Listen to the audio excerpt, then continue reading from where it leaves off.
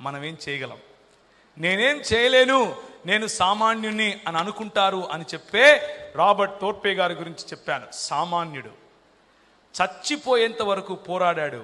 ఆయన చనిపోయిన తరువాత ఎలెస్లీ వరకు ప్రజలు వచ్చి పని చేస్తూనే ఉన్నారు.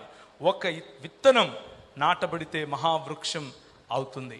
క్రైస్తవ సంఘమా, మనం చేయగలిగింది ఇప్పుడు ఏమిటి అని అంటే, what do we do now? మనం చరిత్ర తెలుసుకున్నాం. సంఘటితం అవ్వాలి. మనకంటూ ఒక ఫోకస్ ఉండాలి.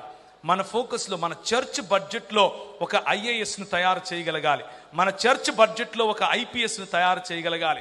మన చర్చ్ బడ్జెట్లో ఒక జడ్జిని తయారు చేయగలగాలి. మన చర్చ్ బడ్జెట్లో వీలైతే ఒక పాలిటీషియన్ను రైస్ చేయగలగాలి.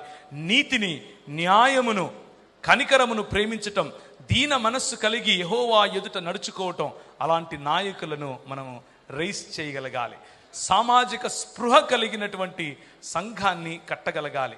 4 గోడల మధ్య కేవలము పాటలు